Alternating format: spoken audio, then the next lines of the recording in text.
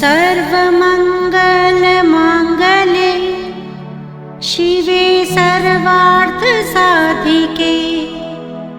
शरण्ये त्र्यम्बके गौरी नारायणी नमोऽस्तुते। सर्वमङ्गलमाङ्गल्ये शिवे सर्वार्थसाधिके शरण्ये त्र्यम्बके गौरी नारायणी नमोऽस्तुते। सर्वमङ्गलमाङ्गल्ये शिवे सर्वार्थसाधिके शरण्ये त्र्यम्बके गौरी नारायणी नमोऽस्तुते।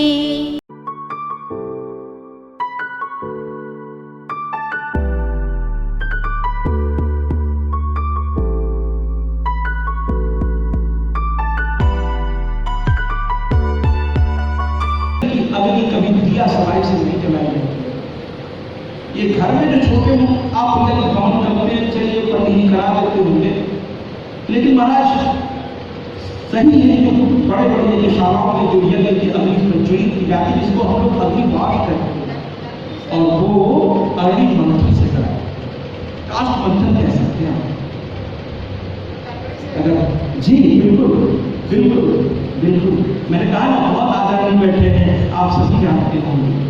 वो कभी दिया सलाई जला के और लगे हाथ एक बार आपको बता दें, दिया को दिए से कभी मत जलाइएगा। अभी आगे आएगा, इसमें मैं आपको बताऊंगा, बहुत सारी चीजें बाकी हैं, वो समय के साथ आएंगी। तो दिए को दिए से मत जलाइए, बहुत सी चीजें। तो कहने का तात्पर्य ये है, अब उसमें अगर जाऊंगा तो भी बहुत सारी बातें, जैसे हाथ से ऐसे नहीं बुझाना चाहिए, है ना, किसी चीज को मुख में अग्नि का वाट होता है, तो उससे आप करिए। उस तरह में फिलिंग और उसमें बात जाएगी, उस चीज जब आएंगी तो मैं आपको जब स्वाहा देवी का आख्यान आएगा तो इस सब बात की चर्चा होगी। अभी तो सिर्फ हम अपने कथा में रहे कि गोविंद ऋषि जो है सस्वर मंत्रों को उच्चारण कर रहे थे। अचानक उनकी सांस जो है थोड़ी ऊपर नीचे होने लगी। वयोवृद्ध थे, सांसों की समस्या थी, और सांसों के थोड़ा ऊपर नीचे होने से मंत्र का स्वर थोड़ा भंग हो गया, स्वर भंग हो गया। एक बार हुआ, दूसरी बार हुआ। देवदत्त भी कोई बड़ा विद्वान था। कभी कभी यजमान जो होता है वो रोटी से ज्यादा है क्या खाए हुए करने लगता है। संस्कृत भी सब शुरू हो जाती है कि वो स्वयं को इतना जानकार समझने लगता है कि वो पुरोहितों के साथ उपदेश देने लगता है। अब वहीं से गलती हो गई। आपने जिसको अपना गुरु मानकर स्थान दिया है, मानिए अगर वो गलती करेगा तो ये बात उसको लगेगा, आप क्यों परेशान हो रहे हैं। अब आप उसको भी साथ निर्देश देंगे महाराज, और पंडित जी भी थोड़ा एडजस्ट कर लेंगे, अच्छा ठीक है भैया जैसे आप करते हो वैसे। तरीका ठीक नहीं है, ये ठीक नहीं है, उनको करने दीजिए ना। आप उसमें दिशा निर्देश, अब आपको जल्दी पंडित जी आप जल्दी से कर दीजिए, पंडित जल्दी से कर दीजिए, पंडित जल्दी से कर दीजिए। पंडित जी क्या करें बेचारे, क्या करें बेचारे। तो यहां क्या हुआ कि इनका स्वर भंग हो गया और देवदत्त एकदम गुस्से में आकर कहने लगा, अरे कैसे मूर्ख पंडित हो, तुमने तो मेरे यज्ञ का सत्यानाश कर दिया, मंत्र का उच्चारण ही सही नहीं हुआ, अब तो यज्ञ क्या प्रतिफल देगा हमें। और ये कहकर के भरी सभा में सबके सामने उसने नाना प्रकार की बातें अपने पुरोहित को सुनानी शुरू कर दी। थोड़ी देर तो सुनते रहे, तपस्वी जो बोधित नहीं होता, शांत प्रवृत्ति का होता है। लेकिन कभी कभी स्थिति जब बहुत ज्यादा प्रचंड हो जाती है तो तपस्वी भी क्या करे, ये क्रोध में आ गए। लेकिन महाराज तपस्वी क्रोध में भी कुछ उपकार ही करता है।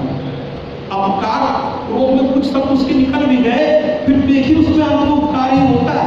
नारद ने जब भगवान को श्राप दिया तो कहा, आज तुमने मुझे वानर रूप दिया ना, जिस दिन तुम्हारे पत्नी से तुम्हारा वियोग होगा उस दिन यही वानर तुम्हारी सहायता करेंगे महाराज। तो कुल मिलाकर पत्नी के वियोग में सहायक चुनने का काम नारद के श्राप ने किया। नारद के श्राप में भगवान ने नुकसान कहा किया, बता दीजिए।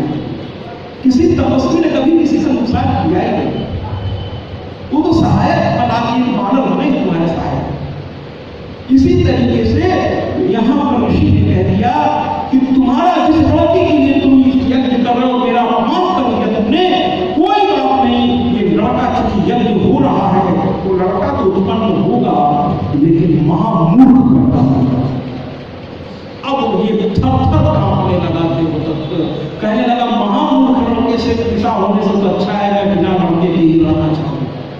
लड़का हो बहुत अच्छी बात है महाराज, लेकिन हो करके नालायक निकल जाए, वो आपकी बात ही सुनने को तैयार न हो, घर के ही दिए से घर में आग लगने की स्थिति बन जाए, तो माता पिता के मुख से क्या निकलता है ये बताने की आवश्यकता नहीं है। इससे तो अच्छा ये हुआ ही नहीं होता। इसीलिए एक कथा में मैं था, एक भैया कथा के बाद जब उतरने लगा तो मुझको रोक खड़ी हो गई, रोने लगी। मैंने कहा क्या हुआ भैया? तो कहने लगी हमारी बहू को लड़का नहीं हो रहा है। हमने कहा कन्या है? हाँ 3 है। हम फिर क्यों रो रही हो रहा है? क्यों रो रही हैं? हम क्या आपको कैसे पता कि उसका लड़का जो है आपको सुख देगा और ये करना है सुख नहीं देगी? अरे भैया बेटियां तो वो होती हैं कि विदाई के समय अपने बाबू के घर से निकलती हैं तो एक रस्म होती है महाराज, पता नहीं यहाँ कैसे होती है मुझे नहीं मालूम, लेकिन हमारी तरफ जब विदाई होती है तो उसके हाथ में लावा दिया जाता है और लावा लेकर के वो कहती है कि आज तेरे आंगन से हे बाबू मैं जा तो रही हूँ, मैं तो जा रही हूँ, लेकिन तेरे घर में हमेशा हमेशा के लिए सुख शांति और समृद्धि का निवास हो। ऐसा कर लावा पीछे की ओर फेंक के आगे चलती है। बेटियां अच्छा तेरे घर में तेरे सुख शांति समृद्धि बनी रहे, मैं तो आगे हूँ। जिस घर में खेला कूदा अब उस घर को ही छोड़ के किसी और घर को निकल पड़ी। बेटियां तो वो होती हैं और लगे हाथ कह दूं महाराज, मैं पिताओं से कहना चाहूंगा कि अगर कोई आपसे ये कहे कि कन्यादान करने के बाद माताएं भी बैठी हैं, पिता भी बैठे हैं और सभी बैठे हैं, मैं कहना चाहूंगा कि कन्यादान के बाद कोई आपसे कहे कि बेटी पर से आपका अधिकार खत्म हो गया, महाराज उसको बहुत कष्ट डांटिएगा, कष्ट डांटिएगा, कहिएगा कन्या कोई वस्तु नहीं है जिसका मैंने दान किया है। कोई बात अच्छी लगा करे तो तालियों से जोड़ा उसे समाज का संदेश है। कन्या कोई वस्तु नहीं जिसका मैंने दान किया है, न कन्यादान में इसका कोई प्राविधान है। आज मैं स्पष्ट कर देना चाहता हूं इस मंच के माध्यम से पूरे विश्व में, क्योंकि ये लाइव जा रहा है, 117 देश के लोग इस कथा को देख रहे हैं और यहाँ के लोगों को देख रहे हैं, मानने का काम है। इस जगह से मैं एक बात आपको स्पष्ट करना चाहता हूँ कि कन्यादान का मतलब कन्या का दान नहीं है महाराज, केवल गोत्र दान भी कन्यादान है। यानी कन्या का केवल गोत्र बदलता है, कन्या के अधिकार उसके माँ बाप का न कभी खबर हो सकता है न कोई कर सकता है। कन्या भी है और अंत तक रहेगी। निसंकोच उसके पास जाया कीजिए, उसके दुख सुख में उसे एहसास कराया कीजिए कि आज भी तेरा पिता जिंदा है, तुझे जब जब मेरी जरूरत पड़े तू आवाज देना, मैं आऊंगा। लेकिन हाँ साथ में एक बात ध्यान रखिए, बेवजह उसके पर्सनल उसके व्यक्तिगत जीवन में दखलंदाजी नहीं करना है। लेकिन जहां कन्या आपकी असहाय हो जाए, जहां वो सताई जाने लगे, जब उसकी निर्ममता होने लगे, तो हर पिता दौड़ करके उसको कहते हैं अभी तेरा मां जिंदा है, अभी तेरा मायका जिंदा है, तू आ मेरे पास। मायका किसी से बंद था, वो बंद है, वो बंद कोई कर सकता है। मायका भी जिंदा रहे, ससुराल भी जिंदा रहे, दोनों ही रहे, तभी तो बेटियों का शान है। और बेटियों को भी ध्यान रखना चाहिए कि ससुराल भी आपका है, मायका भी आपका है, जितना मायका आपका है उतना ही ससुराल आपका है। देखिए सास और बहू दोनों को समझना होगा। बहू ये समझ ले कि मेरी माँ क्या डांटती नहीं थी, मेरी माँ भी तो डांटती थी, तो ये माँ के डांट दिया तो क्या दिक्कत है। और सास को भी समझना चाहिए कि मेरी बेटी गलती नहीं करती थी क्या, उसी तरह ये भी गलती कर दी तो क्या दिक्कत है। अगर दोनों इस तरह से सोच लें तो आज हर घर से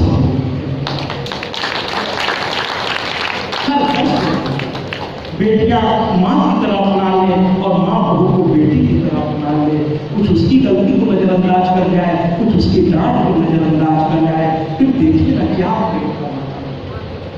तो यहाँ पर मूर्ख लड़के के नाम पर देवदत्त घबरा गया, पैर पकड़ लिया, कहने लगा मूर्ख लड़के से तो अच्छा महाराज कह दीजिए लड़का ही ना हो। तो कहने लगे नहीं नहीं लड़का तो होगा और मूर्ख भी होगा। हाँ मैंने श्राप दे दिया और ये श्राप खरीद हो, क्योंकि तुम्हारे कर्म के चलते ये हुआ है। तुमने भरी सभा में अपने ही पुरोहित का अपमान करते चले जा रहे हो। अरे भैया, सांस ऊपर नीचे ये इंसानी फितरत है, इसको मैं कैसे रोक सकता था? मैंने जानबूझ के थोड़ी ना तुम्हारे मंत्र में उच्चारण बदल दिया है। सांस के ऊपर नीचे तो भगवान भी माफ कर सकता था, लेकिन तुमने बिना सोचे समझे बहुत कुछ बोल दिया। अब इसका प्रतिफल तो तुम्हें भोगना पड़ा। तो इस पर उन्होंने कहा कि अगर ऐसा है तो फिर कुछ तो उपाय होगा। कह करके पकड़ के पैर होने लगे। कुछ तो उपाय करिए। तपस्वी और संतों का दिल बड़ा कोमल होता है। तुरंत उनको दया आ गई। कह जाओ, तुम्हारे बच्चे को एक और चीज आई, एक श्राप देता हूं, आशीर्वाद भी देता हूं कि तुम्हारा बच्चा एक चीज उसके पास हो। मूर्ख तो बहुत, लेकिन एक वस्तु में उसे प्रदान करता हूं और उस वस्तु का स्वागत जानकारी उसे कीजिए। शब्द ने आशीर्वाद किया, तुम्हारा बच्चा मां का परम भक्त होगा। और जब मां जाएगी, सब अपने आ जाएगा। सन्यासी तो सब दे दिया, बस देवदत्त के समझ में नहीं, लेकिन उसको इतना समझ में आ गया कि भक्त हो, और भक्त है तो उसका ईश्वर की रक्षा। कुछ दिनों के बाद वो पुत्र उत्पन्न हुआ। महाराज, पुत्र की उत्पत्ति हुई, पुत्र बड़ा हुआ, लेकिन तब श्राप रंग लाया। कितना भी उसे पढ़ाया गया, लिखाया गया, उसको कुछ याद नहीं होता था। मां मूर्ख। लोग उसकी हंसी उड़ाने लगे, लोग उसका मजाक उड़ाने लगे।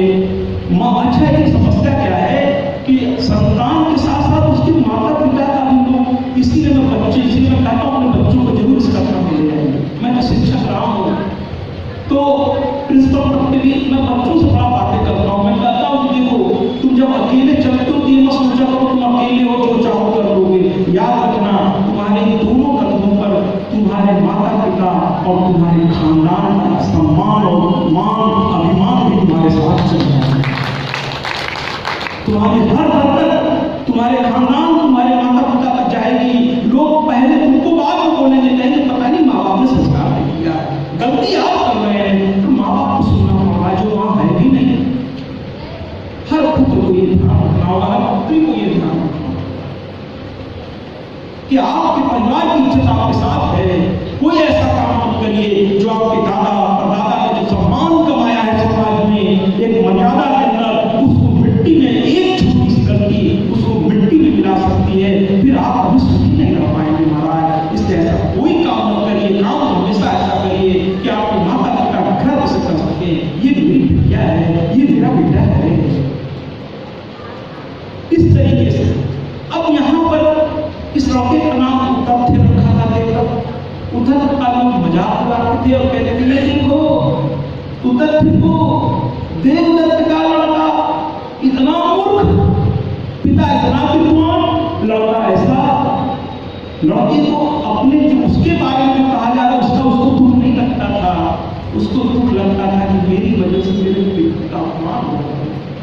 लड़का अच्छा था, भक्त दिल के बड़े अच्छे होते हैं महाराज। जो भक्त होता है ना, उसका दिल बड़ा सा थोड़ा अलग ही तरह का होता है। तो उसमें दीवानगी तो जरूर होती है, लेकिन उसका दिल बड़ा सा होता है, बहुत सा। क्योंकि भगवान ने पहली शर्त रखी है कि मेरे पास आना है तो मुझे अच्छा कपट ना भावा। रामचरितमानस में है, मुझे छल और कपट अच्छा नहीं लगता। भगवान तो सरल हृदय में प्रवेश करते हैं। कोई चीज महाराज सीधी होगी तभी तो उसमें वो चीज प्रवेश करेगी। और अगर वो टेढ़ी बाबूश है, ऐसे ऐसे है, कैसे कुछ नहीं प्रवेश करेगा। तो अगर कपटी है, छली है, भगवान उसके अंदर प्रवेश करे नहीं, कैसे करें महाराज। तो देवदत्त का ये लड़का वो तथ्य बड़ा सीधा था। वो अपने पिता का होने वाला अपमान देख नहीं पा रहा था। एक दिन वो चला जा रहा था, तब तक कुछ लोग कहते थे, देखो देवदत्त का लड़का बड़ा सर उठा के देवदत्त चलता था, अब सर झुका के घुमा करता है, सर झुका के घुमा करता है। बड़ा सर उठा के चला करता था, बड़ा सर उठा के चला करता था। अब आज सर झुका करके चल रहा है। अच्छा हो है महाराज, अच्छा तो है। देवदत्त के अपमान को देखकर उद्धव को रहा नहीं गया, वो घर गया ही नहीं। उल्टे पांव लौटा, दोनों आंखों से आंसू की धारा बह रही थी, दोनों आंखों से झरझर आंसू बह रहे थे।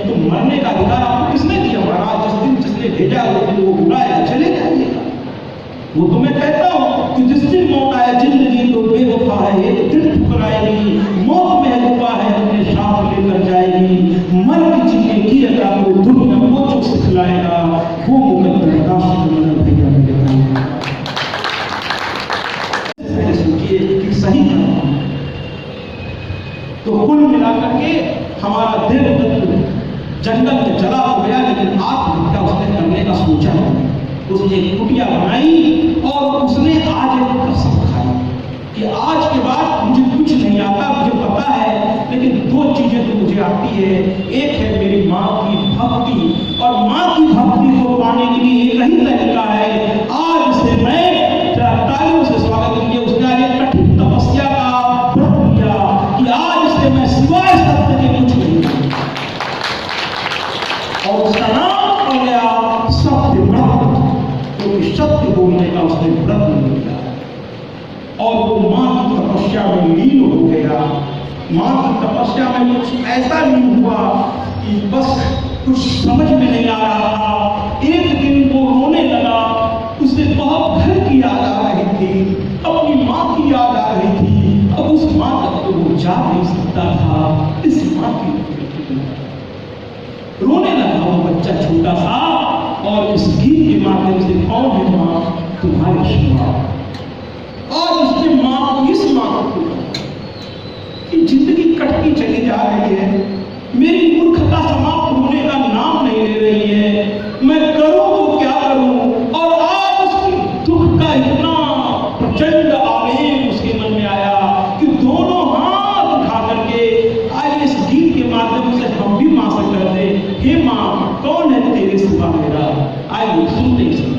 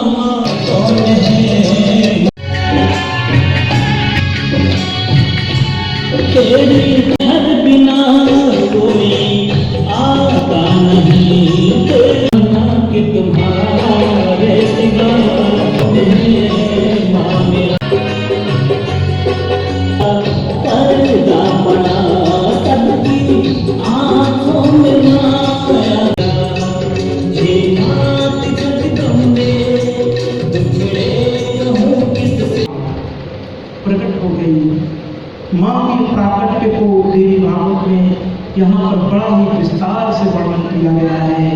माँ दोनों हाथ से उसके चेहरे को पकड़ी, कहीं क्यों रो रहा है। उसने कहा माँ इस मूर्ख भरे जीवन से थक गया हूँ, आज बहुत याद आ रही, तो तुझको पुकार लिया, तू आ भी गई, ये तेरी करुणा है, ये तेरी करुणा है। माँ ने कहा क्यों घबरा रहा है, अब वो श्राप का समय खत्म होने वाला है पुत्र, बहुत जल्दी तुझमें एक ऐसा परिवर्तन आने वाला है जो तेरी दिशा और दशा दोनों। अपने इष्ट के पास तकलीफ में जाके बैठिए, किसी और के पास बाद में जाइएगा, अपने इष्ट और अपने माता पिता के पास एकांत में कभी कोई बैठा करेगा, सब कुछ समस्या का समाधान वहीं से हो जाएगा।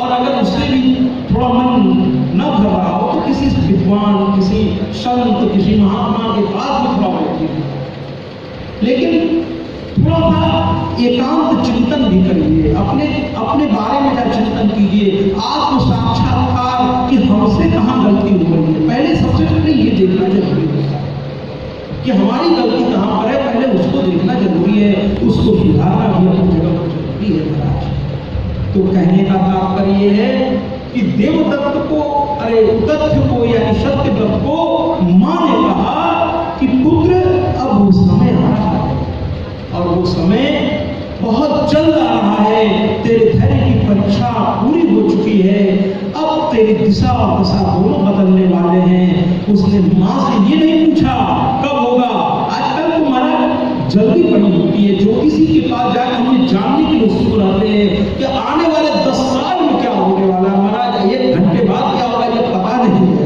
और 10 साल की जानकारी लेने चल पड़ते, 20 साल पूरी जिंदगी की जानकारी लेने चल पड़ते हैं। अरे भैया वर्तमान में रहिए, वर्तमान में रहिए, past is mystery, past is history, future is mystery, present is God gifted, इसलिए इसका सही उपयोग कीजिए। वर्तमान को स्थिर करिए, वर्तमान को अगर आप सही कर लेंगे भविष्य अपने आप सही होता चला जाएगा। वर्तमान की चिंता, भविष्य की चिंता में वर्तमान को भी आप बर्बाद किए जा रहे हैं। कल क्या होगा कि चिंता में आप चला जा रहा है, इसका ध्यान नहीं दे रहे आप। तो कुल मिलाकर के मां ने दुलारा, आशीर्वाद दिया और चूंकि कह दिया और जल्दी तेरी दिशा और दशा दोनों बदलने वाली है। आनंद से मग्न हो गया, ये नाचने लगा, पूछा ही नहीं कब होगा। ये होते भक्त, नहीं कोई चाहत है, मां मिल गई ना, बहुत है, अब क्या चाहिए, मां मिल गई। तो कहने का तात्पर्य है महाराज कि बहुत ही प्यार से वो हाथ जोड़ा और मां चल पड़ी। मां तो चली गई, लेकिन वो जो है वहां से उठा और फिर से ध्यान में मग्न हो गया। फिर मां का जाप करने लगा, मां की पूजा जो उसकी दिनचर्या थी उसमें लग गया। अचानक एक दिन एक जंगली सुअर भागता हुआ आश्रम में, उसको तीर लगी हुई थी, उस समय धनुष्मान हुआ करता था, एक तीर उसके शरीर में घुसे हुआ था, उसका रक्त बह रहा था, रक्त से लथपथ। वो सुअर बड़ा कातर दृष्टि से यहाँ वहां देखता हुआ, इसकी ओर देखता हुआ इसी के आश्रम में घुसता चला गया और जाकर एक कोने में छुप के बैठ गया। अब ये कुछ समझ नहीं पाया हो क्या रहा है। अचानक वो जो निषाद था, जो उसका शिकार कर रहा था, वो भी उसके पीछे पीछे भागता है। चारों ओर देखने लगा कहाँ गया उसका शिकार। शिकारी शिकार को ढूंढ रहा है और शिकार बेचारा छुप के बैठा है, सुअर बैठा हुआ छुप के। अब शिकारी को पता था, उस निषाद को पता था कि ये सत्य बोल रहा है, सत्य के सिवा कुछ नहीं बोल। उसने सीधे पूछ लिया, महाराज आप सत्य बोलते हैं, आपने तो व्रत ले रखा है, मेरा सुअर आप ही के आश्रम में आया है, मैंने दूर से देखा है, लेकिन यहाँ दिख नहीं रहा है, छुपा बैठा है कहीं यहीं पर, कृपया बता दीजिए कहाँ है, कृपया बता दीजिए, क्योंकि मेरा यही रोजी रोजगार है। मैं उसको मारूंगा, उसको लेकर जाऊंगा, उसके मांस चमड़े सबकी बिक्री करूंगा, उससे कुछ धनोपार्जन करूंगा, कुछ हिस्सा घर ले जाऊंगा और इस तरह से मेरा परिवार चलेगा महाराज। मेरा यही जीवोपार्जन का तरीका, और कोई मुझे चाहता भी इसके अलावा। अब हिंसा है मुझे नहीं मालूम, मेरा परिवार इसे चलता रहा। कुछ लोगों के तर्क बड़े विचित्र होते हैं कि भैया मैं तो यही करूंगा, अब इसका क्या जवाब है। तो ऐसे लोगों को समझाना बड़ा कठिन है। वो कहेंगे भैया मैं तो यही करूंगा, मुझे यही आता मैं यही करूंगा, मुझे चोरी आती मैं चोरी करूंगा, मुझे डकैती आती मैं डकैती करूंगा, जबकि ये सही बात नहीं है। अगर कोई समझाने पर आ रहा है तो समझने का प्रयास करिए, अगर हो सके तो समझिए, वो नुकसानदायक है उसको छोड़ दीजिए।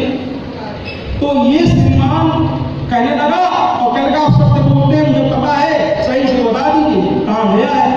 अब ये बहुत कुछ पेश में पड़ गया, मौन रहने नहीं दे रहा था, वो लगातार पूछ रहा था बताइए, जल्दी बताइए, तुरंत बताइए, अभी बताइए।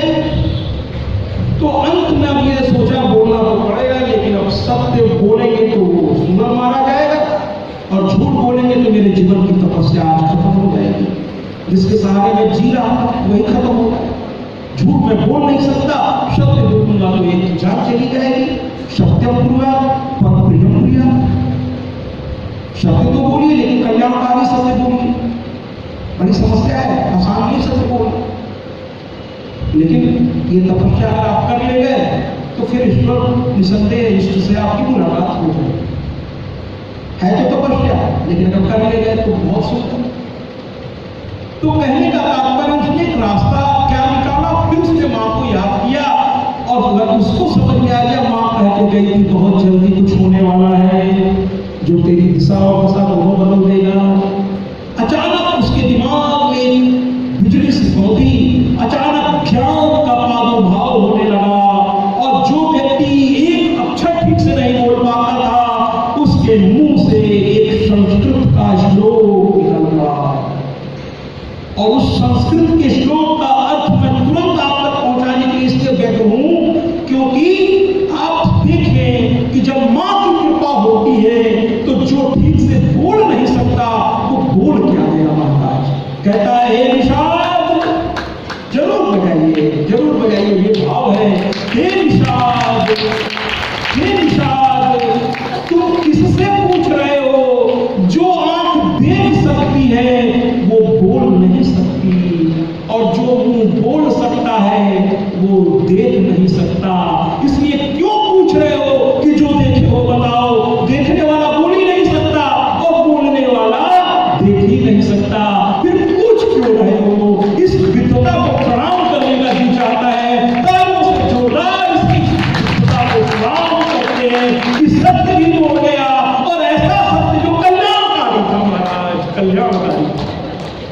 जयकारा सेना वालीदा, बोल साचे दरबार की।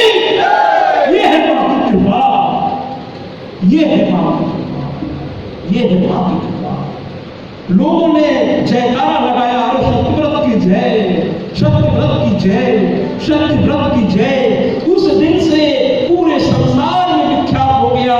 एक बहुत बड़ा विद्वान यहाँ कुटिया में रहता है। फिर इसने ग्रंथ लिखने शुरू कर दिए। रोज वो ग्रंथ लोगों को सुनाने लगा। लोग सुनते थे, उसकी बातों से प्रभावित होने लगे। लोग उसे पूछने लगे, लेकिन वो तो मैया का पुजारी था। वो जानता था ये मेरी मैया का प्रताप है, इससे उसमें अहंकार नहीं आता था। लोग उसे प्रणाम करते थे तो वो मैया को प्रणाम करता। और प्रणाम का तरीका मैं आपको बता दूं महाराज, अगर कभी कोई श्रेष्ठता आपको प्राप्त हो ईश्वरी कृपा से, कोई आपका सम्मान करे, तो याद रखिए ये सम्मान आपका नहीं है, ये उस योग्यता का सम्मान है जो आपके इष्ट ने आपको दिया है। इसलिए जब आपको कोई प्रणाम करेगा, आपके इष्ट को प्रणाम किया कीजिए, अहंकार मत कीजिए। वो आपको प्रणाम कर ही नहीं रहा है, आपकी योग्यता को कर रहा है, और वो योग्यता उस इष्ट का दिया हुआ है, इसलिए वो इस इष्ट को प्रणाम कर रहा है। आप खुद भ्रम में आ रहे हैं कि वो आपको प्रणाम कर रहा है, वो दिख रहा है कि आपको प्रणाम कर रहा है, लेकिन वास्तव में आपके इष्ट को प्रणाम कर रहा है। तो कहने का तात्पर्य ये है कि लोग उसको हाथों हाथ ले लिए महाराज, हाथों हाथ ले लिए। और इसी के साथ जो है सत्यव्रत प्रसिद्ध हुआ। ये बात उसके पिता तक पहुंच चुकी थी। वो तो ढूंढ ही रहा था मेरा बच्चा कहाँ गया। उसकी माँ रो रो के बेहाल हो गई, कहाँ चला गया बिना बताए। जैसे ही माँ बाप को पता चला, दौड़ते हुए आए, माँ को गले लगा ली और उसको प्यार से एक दो चाटे भी मार दिए। बिना बताए घर से चला गया। माँ ऐसी ही होती, बिना सर्वमंगल मांगल्ये शिवे सर्वार्थ साधिके शरण्ये त्र्यंबके गौरी नारायणी नमोस्तुते।